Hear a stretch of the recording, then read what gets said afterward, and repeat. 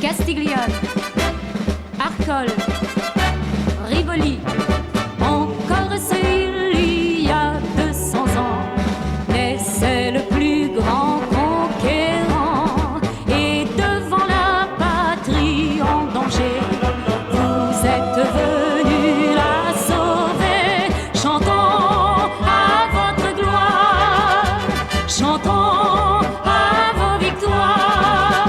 L'armée et vos grognards, à vos côtés on brandit l'étendard. Gloire à Napoléon, gloire à Napoléon. Marengo, Austerlitz, Eylau, Friedland, Eckmühl, Wagram, Napoléon le plus grand empereur, Napoléon fier et sans peur, de la patrie vous êtes le drapeau et le digne fils d'Ajaccio. Chantons à votre gloire, chantons à vos victoires. Vous êtes la grandeur, la France vous doit la vie et l'honneur. Gloire à Napoléon, gloire à Napoléon, au nom de toute la nation.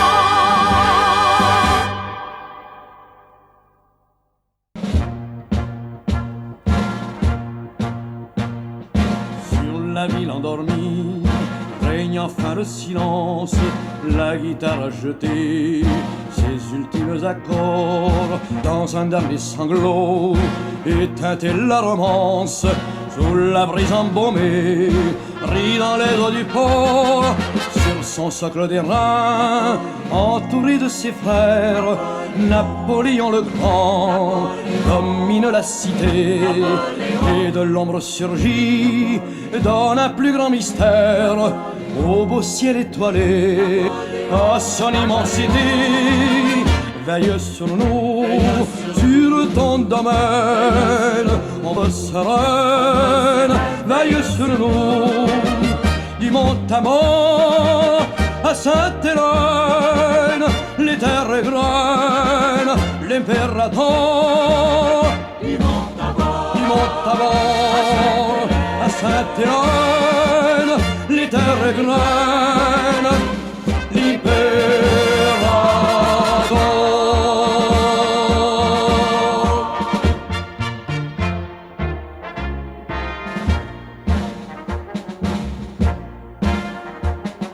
c'est le jour réveillant, la cité impériale, la place du diamant, le cours Napoléon, un voilier dans le port, lentement se déhale, intensément toujours, on revient à la vision, le golfe lumineux, les îles sanguinaires, montées d'or enneigé, brillant de mille feux, le Salario fleuri, la grotte sanctuaire, rappelant au présent le passé merveilleux. Veille sur nous, sur ton domaine, ombre sereine, veille sur nous. Du mont Amand à Sainte-Hélène, les terres graines, Pérador, il monte à bord à Sainte-Hélène, les terres graines, il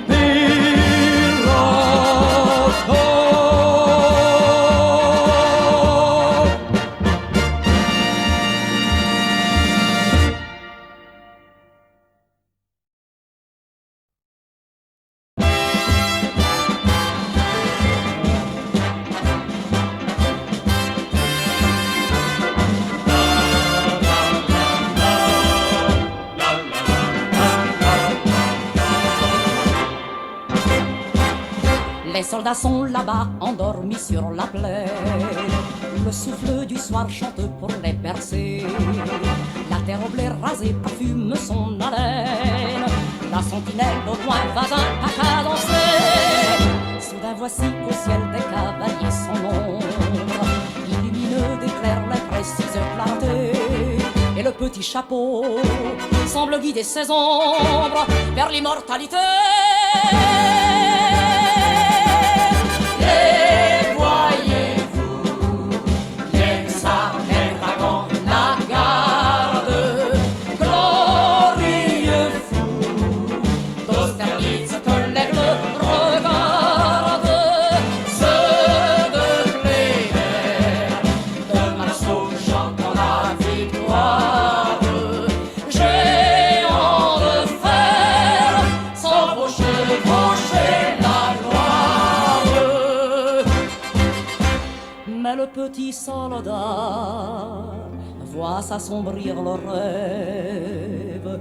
Il lui semble là-bas qu'un orage se lève. L'hydrocasque pointu sournoisement s'avance. L'enfant s'éveille ému, mais tout dort en silence.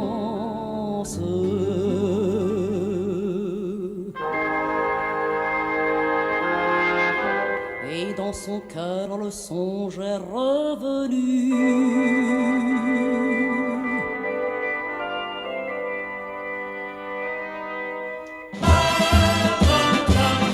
Les canons, les clairons, écoutez,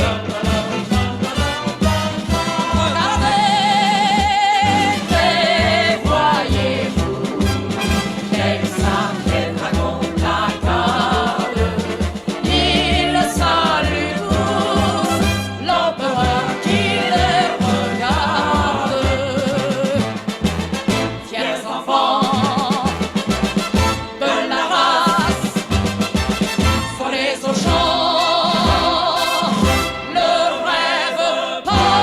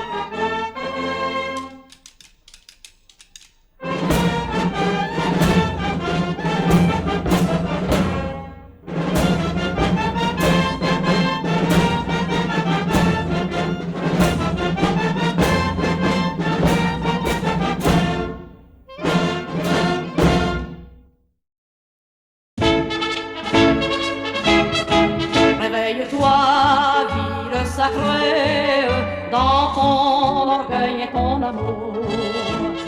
La Sainte Famille est rentrée, les exilés sont de retour, les exilés sont de retour. Les voici, victoire, victoire, qu'il soit fêté dans sa maison.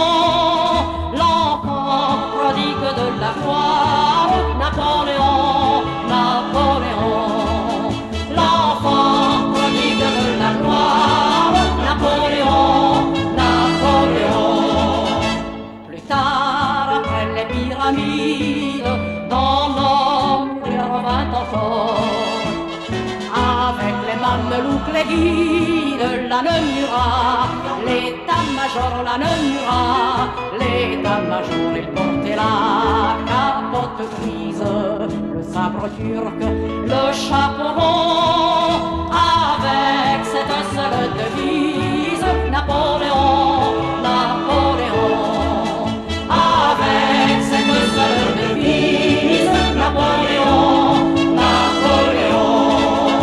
À genoux, citoyens et frères, son ombre descend parmi nous.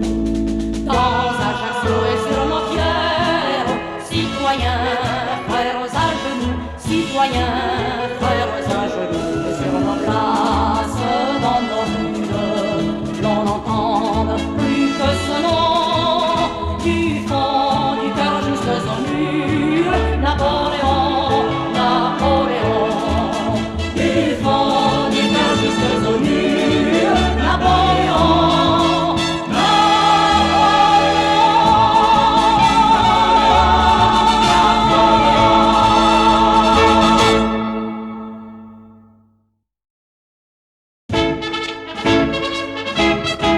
Réveille-toi, ville sacrée, dans ton orgueil et ton amour.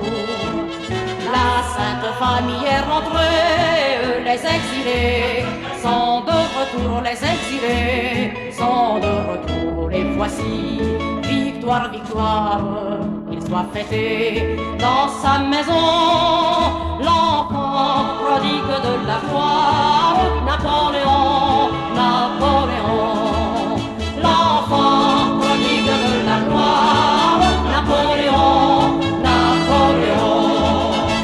Plus tard, après les pyramides, dans l'homme il revint encore. Avec les mamelouks, les guides, la Nemura, l'état-major, la Nemura, l'état-major, il portait la capote grise, le sabre turc, le chapeau rond, avec cette seule devise, Napoléon, Napoléon, avec cette seule devise, Napoléon, Napoléon. À genoux, citoyens et frères, son ombre descend parmi nous. Dans Ajaccio et sur nos pierres, citoyens, frères à genoux, citoyens, frères à genoux, et sur nos places, dans nos rues, l'on n'entende plus que ce nom, du fond du cœur jusqu'aux murs, Napoléon, Napoléon, du fond du cœur jusqu'aux murs, Napoléon, Napoléon.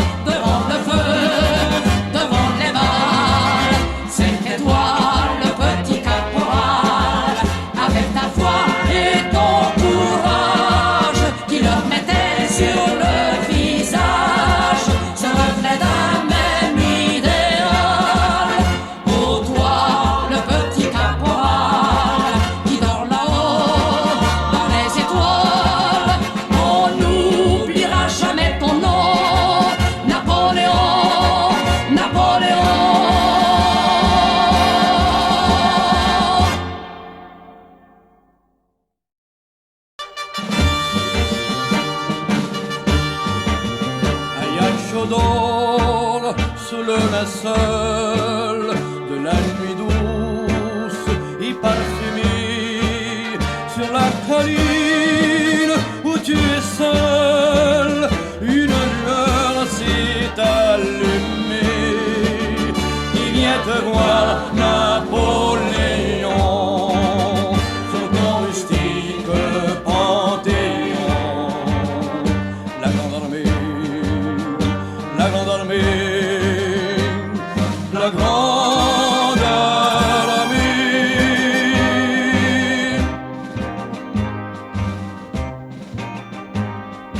Et brusquement dans l'air si calme, ni feuille ne bouge ni palme, portant leurs armes les héros, immobiles sous leur shako, retournent en 1811.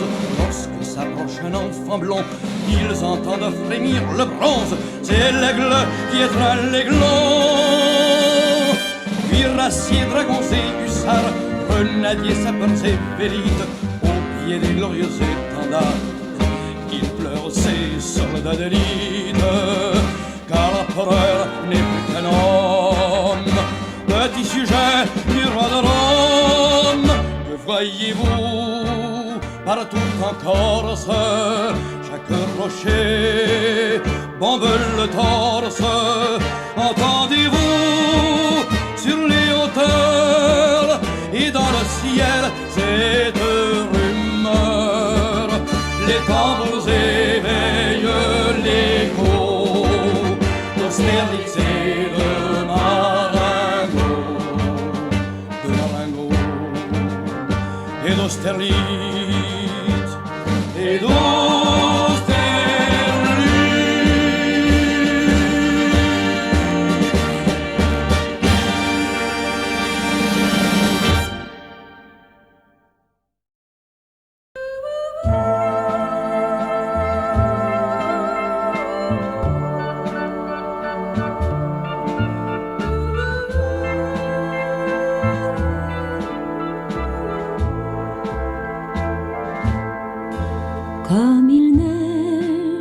Comme il neige sur Schönbrunn, et le froid envahit le château.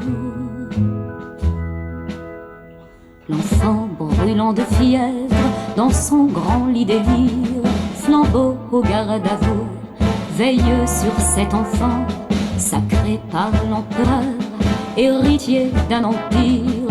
Il ne vit que de rêves, de récits exaltants. Le vieux soldat lui parle de la grande armée, d'Austerlitz, de Wagram, des plaines du Piémont.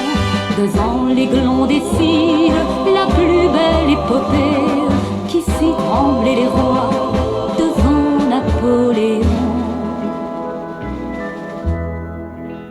Plus de fleurs à Schönbrunn, l'aiglon ne verra plus le printemps. L'enfant en habit blanc croit entendre les balles, il voit de durs combats, l'empereur triomphant. Les feux de camp s'allument, la vieille garde s'installe, elle forme les faisceaux et compte ses vivants. Les mains noires de poudre et de gloire vêtues, couchées sur un affût, Napoléon s'endort. Le rêve s'arrête là, l'aiglon ne le voit plus. Dans les bras de flambeau, le roi de Rome est mort.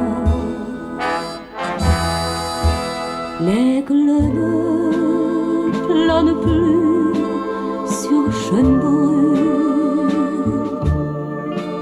car un soir de décembre à Paris, sous le grand dôme d'or, par une nuit sereine, l'empereur et son fils, pour toujours retrouvés, reposent tous les deux sur les bords de la Seine, au milieu de ce peuple qu'ils avaient tant aimé. Comme chaîne brune et le froid envahit le château.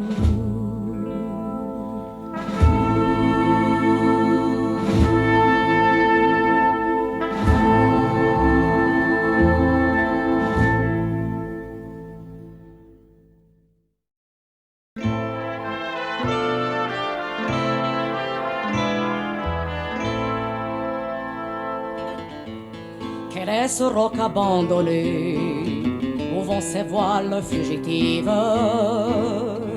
L'Angleterre a donc pardonné. Non, le captif est sur ses rives. C'est aux Anglais qu'est ce rocher. À nous est le grand capitaine. Il les faisait trembler encore sur le rocher de Sainte-Hélène.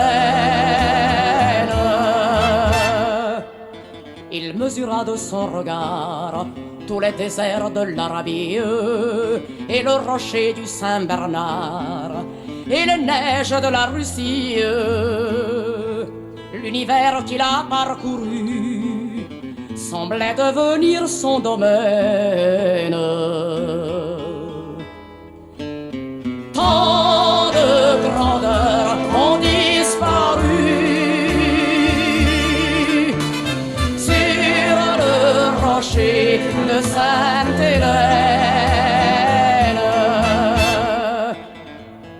Lui qui brillait comme un flambeau du haut de sa colonne altière, à ses pieds il vit un tombeau, loin de cette île meurtrière. Et tranquille, heureux désormais, il ne secourra plus sa chaîne. Il dort à tout jamais,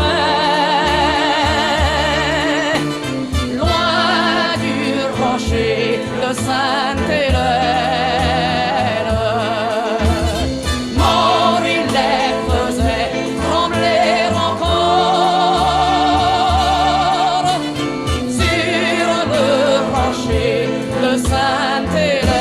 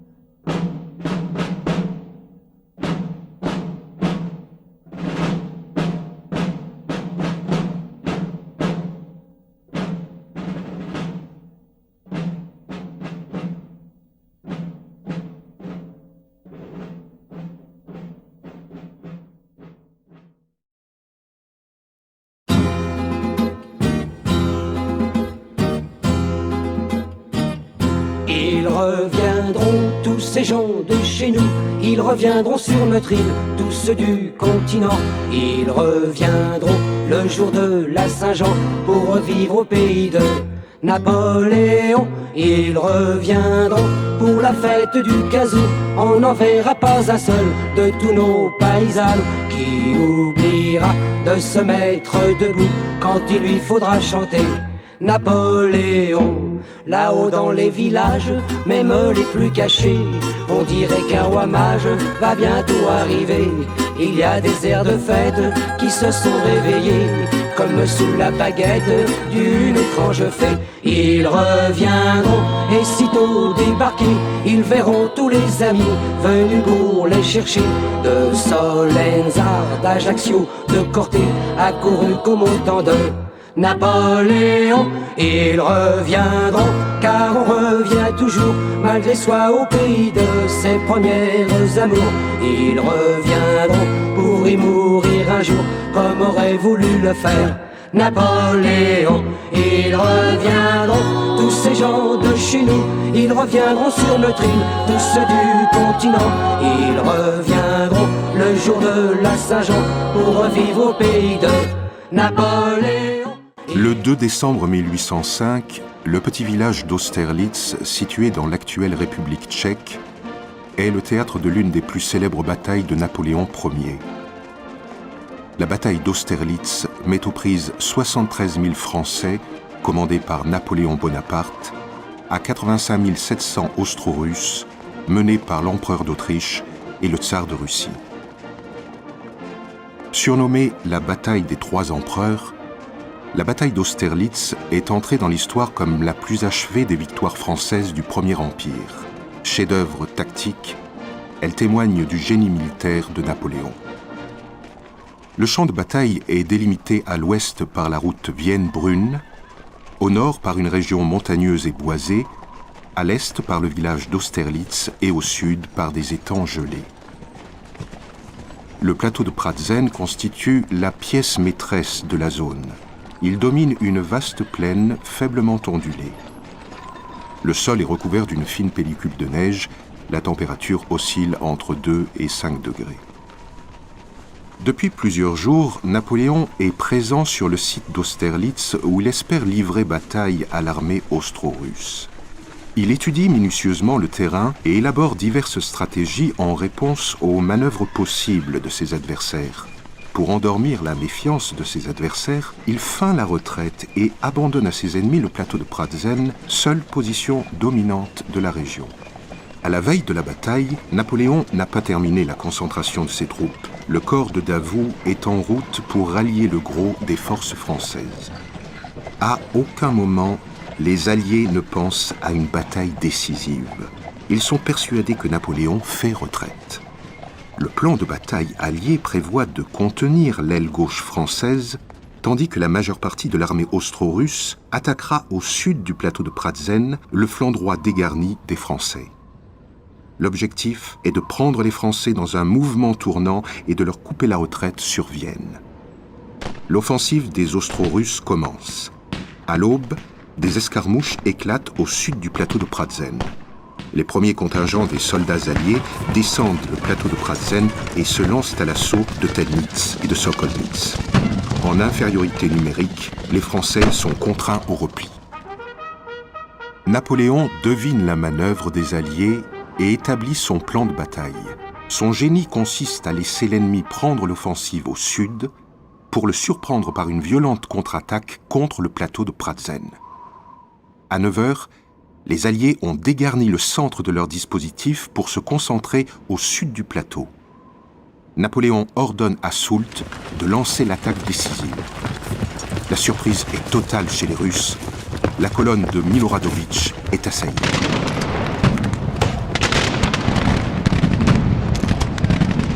Pour bloquer néanmoins l'avancée des Alliés au sud, le 3e corps d'armée de Davout se dirige vers Sokolnitz après une marche forcée de 44 heures. Une bataille acharnée s'ensuit, au corps à corps, maison par maison.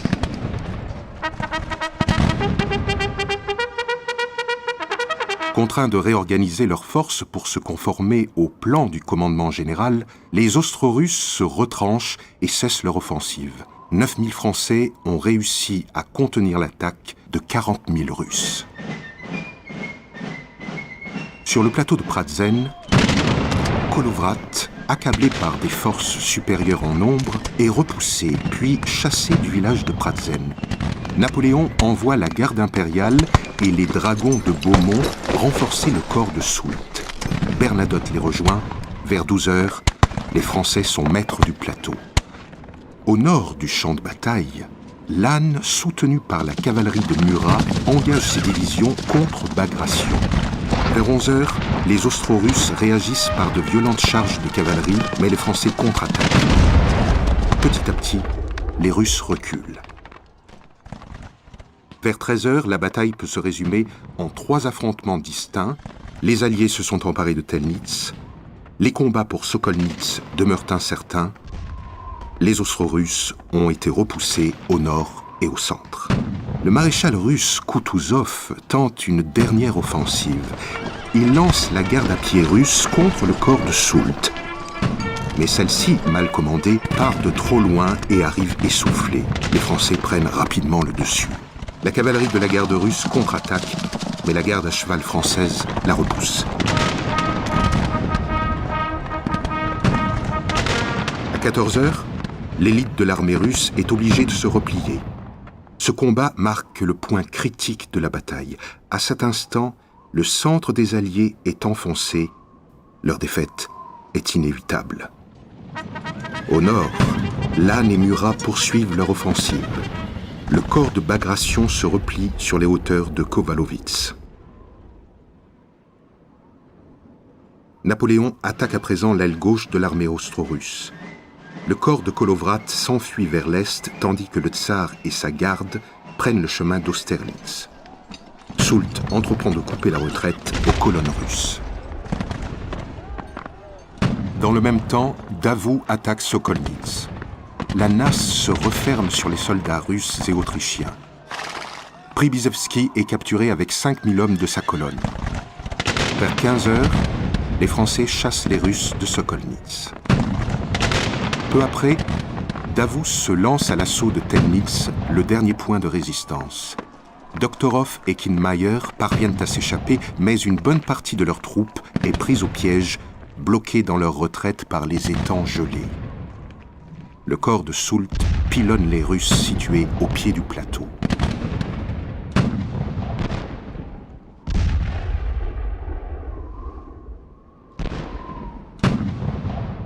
Des masses désorganisées s'engagent sur les étangs, la glace craque et quelques soldats russes périssent noyés.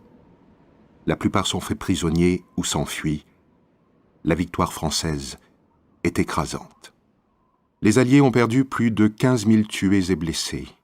La Grande Armée ne déplore que 1538 tués et 7 000 blessés. Elle a fait prisonniers plus de 20 000 soldats ennemis.